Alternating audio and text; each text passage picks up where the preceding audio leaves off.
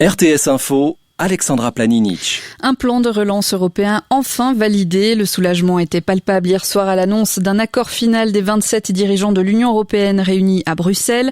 Cet accord permet la mise en route du gigantesque programme de relance de l'économie européenne, mais aussi du budget pluriannuel de l'Union. Alain Franco. C'est Angela Merkel qui a trouvé la solution pour faire lever le veto de la Hongrie et de la Pologne qui bloquaient la relance de l'économie et le budget de l'Union européenne, soit une enveloppe sans précédent de 1800 milliards d'euros.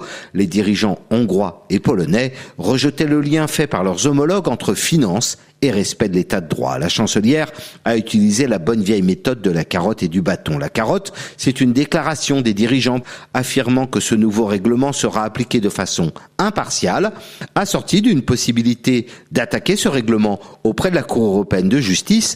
Mais une fois que la Cour aura rendu un avis positif, la voie sera libre pour lier versement d'argent et respect de l'état de droit. Le bâton, c'était la menace de lancer un plan de relance à 25 tout en maintenant le blocage du budget, ce qui aurait privé les deux récalcitrants d'une manne européenne équivalent à 4% de leur PIB.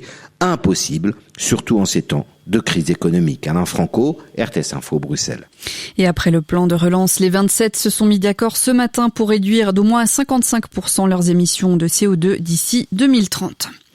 En France, les fêtes de fin d'année se dérouleront dans un déconfinement partiel. Dès mardi prochain, les Français pourront à nouveau circuler, mais seulement la journée, avec un couvre-feu avancé à 20h, un couvre-feu qui ne sera levé que pour Noël exceptionnellement.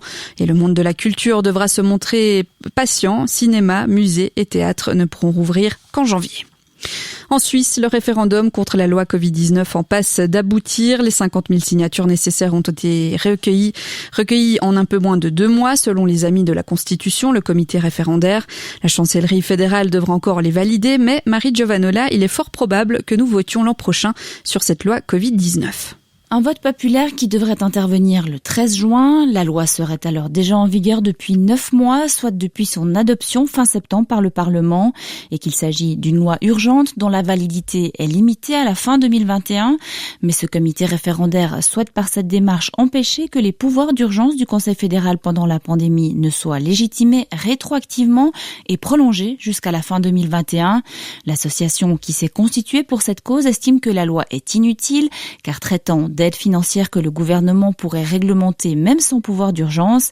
Elle craint aussi des vaccinations forcées et dénonce un danger pour la démocratie face à des décisions prises selon elle par un nombre de personnes toujours plus restreint.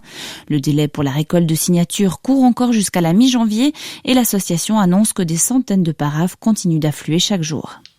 Les villes de Lausanne et de Genève s'insurgent des mesures annoncées du Conseil fédéral. Les exécutifs des deux villes ont adressé hier une lettre à la conseillère fédérale Simonetta Sommaruga, une lettre dans laquelle ils reconnaissent que la situation liée au Covid-19 est préoccupante, mais qu'ils ne peuvent accepter les mesures trop restrictives, alors que les cantons romans ont assumé leurs responsabilités sanitaires tout en s'engageant auprès des milieux économiques. C'est pourquoi Lausanne et Genève demandent aussi des assouplissements, notamment en ce qui concerne l'heure de fermeture des restaurants. En Russie, une partie importante de la population n'est pas encore prête à se faire vacciner, même si le pouvoir cherche à être en tête dans cette course géopolitique. La campagne de vaccination a commencé le week-end dernier en Russie, peu avant le Royaume-Uni, mais des interrogations demeurent sur la qualité du Sputnik 5 et sur la capacité du pays à en produire en grande quantité. Isabelle Corna. Seul un tiers des Russes se disent résolument prêts à se faire vacciner, selon un récent sondage. Pour autant, les personnes interrogées ne font pas plus confiance aux vaccins occidentaux. Des chercheurs russes se montrent aussi sceptiques. Dans une lettre ouverte, un épidémiologiste et d'autres spécialistes critiquent l'absence de données sur la sûreté et l'efficacité de Sputnik. Et plus de la moitié d'un groupe de médecins russes interrogés dans un autre sondage n'ont pas l'intention pour l'instant de se faire vacciner. En Russie, plusieurs médias notent que le principal défi pour Moscou ne sera pas forcément la qualité de son vaccin, mais la capacité à produire un grand nombre de doses rapidement, car Sputnik est composé de 2 injections très différentes et les laboratoires auraient encore des difficultés à produire la seconde. Les autorités espèrent malgré tout que 2 millions de doses seront disponibles d'ici la fin de l'année. Elles ont aussi recommandé aux patients de ne pas boire d'alcool pendant 42 jours après l'injection pour garantir son efficacité, ce qui a suscité de vives réactions. Et en parlant de vaccins contre le Covid-19, celui de Pfizer et BioNTech est sur le point d'être autorisé aux États-Unis. Un comité d'experts indépendants a accepté hier à ce que l'Agence américaine des médicaments donne son feu vert pour le vaccin. Une autorisation qui devrait suivre dans les prochains jours et la vaccination commencer la semaine prochaine.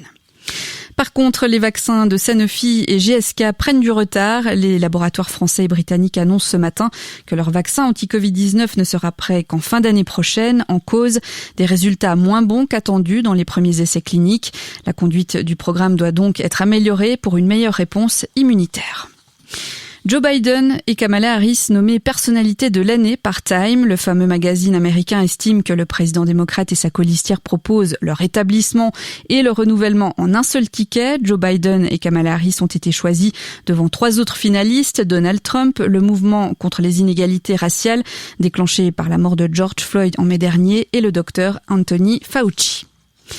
Et du côté de la météo, eh bien, pour celles et ceux qui se lèvent tôt, vous avez peut-être pu admirer un joli ciel coloré et dégagé ce matin. Profitez-en car le ciel va se couvrir avec des précipitations dès la fin de la matinée.